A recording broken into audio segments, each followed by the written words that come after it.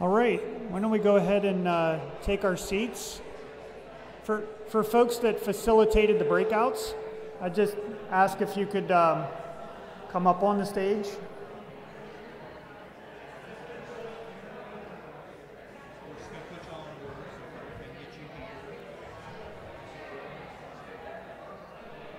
And just like, yeah, we're running a little behind and we want to try to close this out by 3. We still have to talk a little bit about the route of responsibility next step.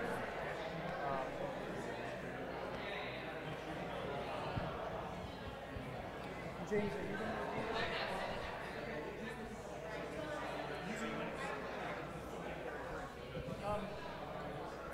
Okay, we're going to go ahead and have some report outs just briefly.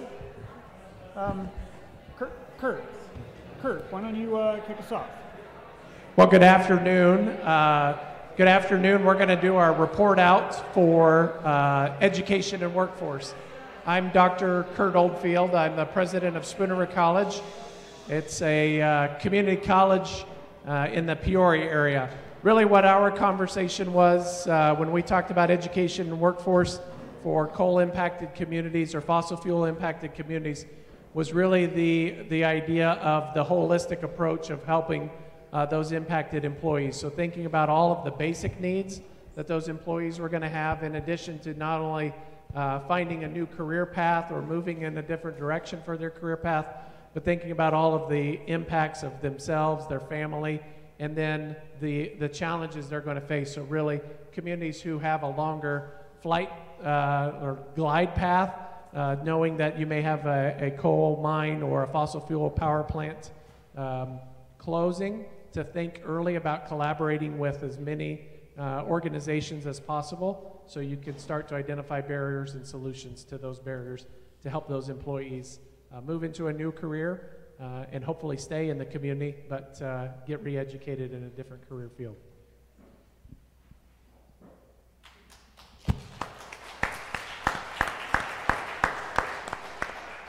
Hello, my name is James Winters of EDA, and I was working with the innovation group, or how to attract economic investment in your community. And I think my biggest takeaway is that people are hurting, and it's not easy. That our communities are changing fast, and they're changing in a way that feel unfamiliar and hard. I think that I was expecting to go into the room and talk a lot about, like business attraction and, like, what's your tax climate like? Like what kind of sites do you have pre-selected so when people are looking to come in, like, do you pay user fees for hooking up your water and electric?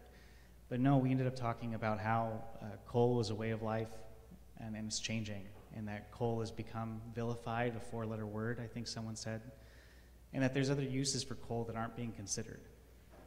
But even if that's true and there's uses for coal that aren't being utilized, there is all of our economic eggs can't be in one basket. And we have to be able to diversify past it in order to make our communities strong and resilient. In order to do that, we have to attract new businesses. But in terms of attracting businesses, the communities in our room pretty much identified the same 5 issues, which were workforce, power, water, housing, and childcare. And that was pretty uniform across the board, that if you want a business to come into your community, it's not just about the site that they're going to select. It's not just about their water infrastructure and if they can get power. It's about the human infrastructure. Where are they going to send their kids when they're at work? Where are they going to live? There was a great example. I wish I remembered the woman's name, but she was talking about Continental Tire in Mount Vernon. Continental Tire in Mount Vernon has a 3-state employment area, but they're pulling from 3 different states because Mount Vernon doesn't have enough housing to accommodate workers at that site. So I took this to heart because EDA doesn't touch housing. Of all the flexible funding that we have available, housing is not one of those uses that we can spend our federal funds on.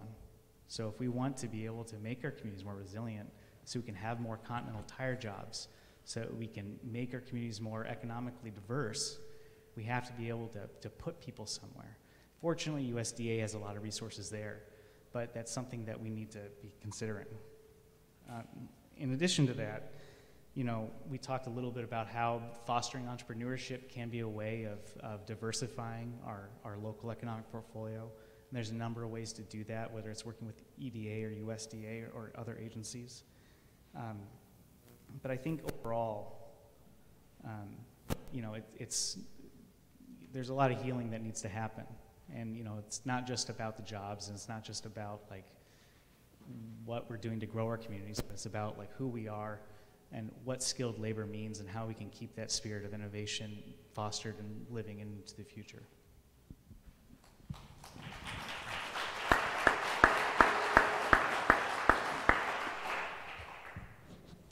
Hi, I'm Cindy Winland, and I did moderation for the taxes and revenue replacement section, which was a really interesting discussion. And to echo James, one of the issues that came up and probably permeates a lot of your discussions was the human impact and the importance of dignity in a job and what that meant. But then we delved very quickly into, this is really hard, we're losing our tax base, and the ability to generate revenues from our previous tax base is a big challenge.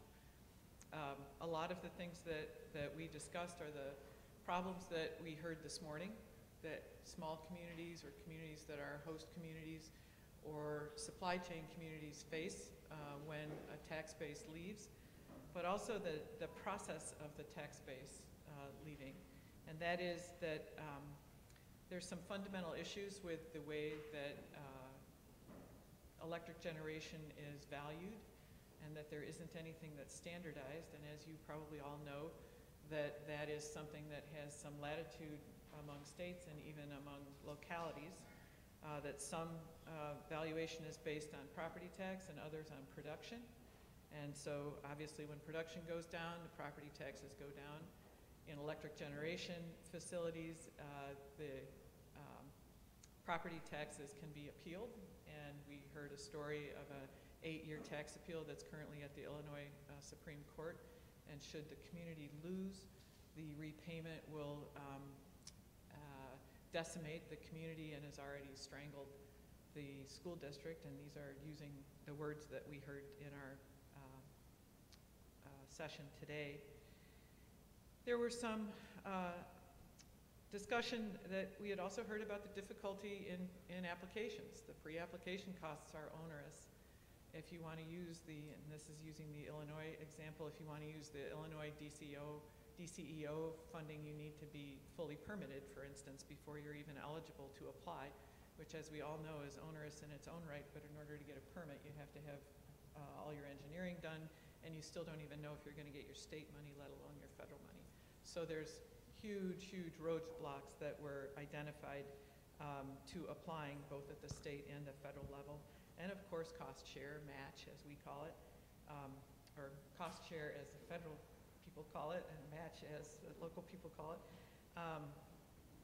And a few things, some suggestions for what can make this better, in addition to making the application easier and of course the match less and the pre-application costs reimbursable.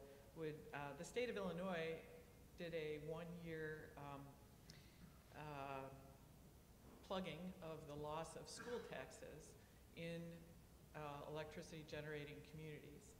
And that has been a help, but it's a 1-year event that happened in somewhere less than 10 communities or fewer than 10 communities. We're not sure for sure. Another suggestion was to revise the bankruptcy laws to discourage companies from separating their assets and then taking advantage of the new valuations or the valuation appeals based on the ownership of that set of assets. So it was, and we also talked about how co-ops are their own animal, and those folks who deal with rural co-ops know that they live in a different world and a different set of regulations than those who are regulated by PUCs and regional authorities. So it was a really good discussion. Lots of lists of problems, lots of good ideas, and thanks very much to everybody who participated.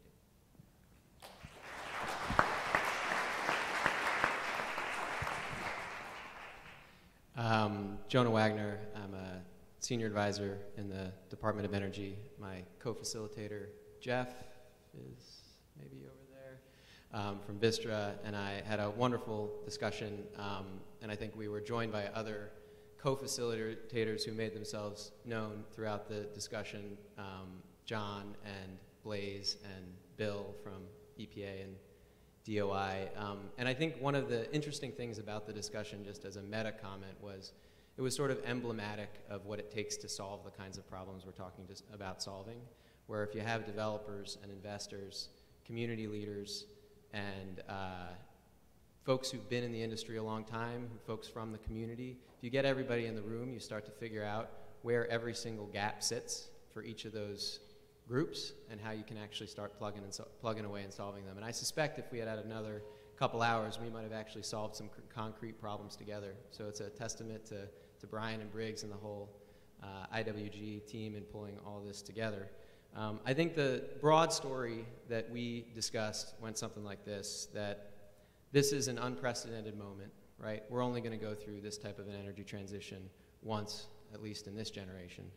And for the first time, we actually have the resources, in theory, we need to solve it, at least at a federal level and a state level. There's a lot of resources now being brought to bear, but there's still a significant disconnect between those resources and the actual problems on the ground and the communities that need to take advantage of them. And so I think we heard a specific example that I think captured that really well around, several communities that have coal mines and coal plants that are facing closure in the coming years with population stagnation, tax base eroding, basic way of life shifting. And the goal is to reverse that, right? And to actually create abundance and opportunity for the folks in that community again. And the challenge is, well, how do you do that? And I think we had a conversation on both sides of the equation. One is, how do you attract private investment, leveraging all the incentives that are out there? And I think we heard that communities are going to go to the mat to extract every dollar that exists in the federal and state government to actually bring that to bear to attract those private sector entities. But the question is, how do you even get on the radar? And then we heard from developers, well, hey, we're looking for sites like this, but where do we even get started, right? Like, we don't actually know that these communities are out there. And then we actually had a really interesting conversation that was news to me about how, especially for mine lands, what tends to happen, at least in Illinois, is the moment that the mine closes, as one of the, as part of the bond agreement that was originally set up when the mining company took over the plot, they actually are on the hook to rip it all out when they leave. And so instead of leaving potentially valuable infrastructure in the ground that could be repurposed in the next 5 years, it gets ripped up along with everything else, right, in order to get off the hook. And so there was a big conversation that we had around how do you understand what the decommissioning plans are for mines that haven't closed but might be pending, either by looking at an integrated resource plan or actually having those conversations up front. So if there is a closed loop rail or a rail line or existing power infrastructure, before you tear that out of the ground, figure out how you can keep it and just remediate the rest, either by shifting the bond, or we didn't get into the specifics of how to solve it, but that's clearly an opportunity, right? Since that's something developers are looking for. And then it sort of followed from that, which is, there's a lot of communities that have the will, but it's not totally clear how to start, right? If you're a corporation, you might have an entire strategic planning team. But if you're a local community, right, you're doing this for the first time, right? You've never gone through a coal or fossil transition before, because this is a sort of one and done type of thing. And when we talked about how to get started, there are a few ideas. One was, there is an industry around this, right? There's consultants that you can bring on who are quite good at this. But then Blaze, I don't know where Blaze is, he offered to give out his cell phone number to anybody who wanted to make a phone call. He's with the EPA Brownfields team, and they have resources that they can actually come and help you for free figure out, bring that technical assistance that you might need for your brownfield redevelopment planning, right? That exists, that's here right now. And then the other, obviously, conversation we had is like, how do you leverage the resources that the IWG has already assembled? And I guess just to reinforce it, those QR codes and all those sheets that have been handed around will direct you to energycommunities.gov, which has that $195 billion worth of resources that you can sort and filter. But there's a lot of humans on the other side of those programs too. And so I think one of the things that hopefully was a takeaway from our discussion is like the best thing you can do is reach out to somebody and actually start the conversation. And that goes for us in the Department of Energy, EPA, DOI, EDA, on down the list. But I don't know, I felt super energized personally coming out of the discussion and really appreciated the opportunity to learn from everyone. Thank you.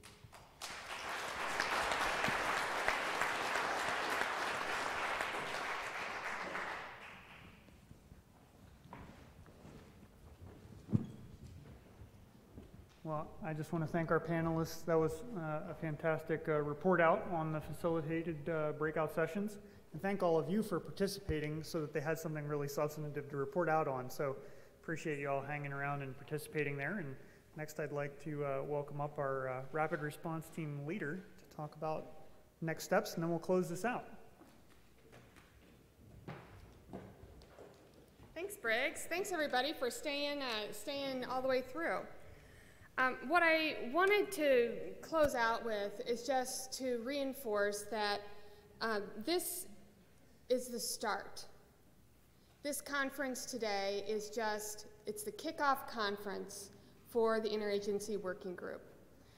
This federal partnership is going to grow to include state partners in Illinois and Indiana and Kentucky. And our goal is to help communities identify, navigate, and complete the application process to secure the funding that you need to move your communities forward. And, you know, in this building of this rapid response team, I would like to make sure that you know that one of our goals is to make sure that we are personalizing the agencies. We are well aware that it's really hard for people to pick up the phone and, you know, who do you call at EPA? And what we want to be able to do is to make it so that you're not calling a 1-800 number. You're going to be calling Joe from Department of Energy. You're going to be calling James from EDA. That we are personalizing it and giving you the people who can be that bridge between the communities and the resources to get you where you want to go. In follow-up from today, I want you to know that you will be receiving all the slide decks from all the presentations with all of the information. We are also making sure that we are committing to having smaller meetings with the federal partners and including state partners, one in Illinois, one in Indiana, and one in Kentucky, so that we can fully engage state partners in this. And we also want, as we are moving forward with the rapid response team, to seek your input as we move forward, to make sure that we are responding and communicating the way that you need us to respond and communicate. And maybe you can start with helping us rename the rapid response team. I just feel like we should have like a more fun name than that. And in closing, I want to promise you that we will be here to listen to you and to really walk alongside you and your communities and be your partners in helping you to write the next chapter in the history of your community and your state and together our nation. Thank you.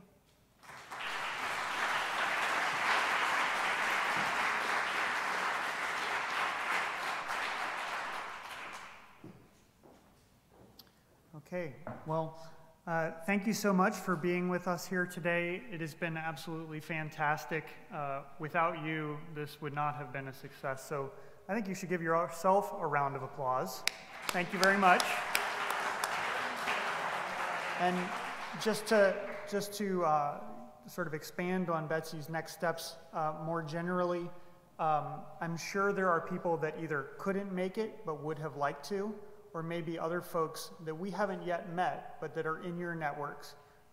Feel free to encourage them to sign up at energycommunities.gov, or they can reach out to any of us if they're interested, because we will be having additional opportunities for folks to engage. We'd love to help provide more information and connect with those people. So please do encourage them to either sign up at energycommunities.gov or reach out to anyone in the federal family, and we can help them get better connected for the next meeting, the next opportunity for us to advance the mission. So with that, again, thank you very much, and let's close out this meeting. Thank you.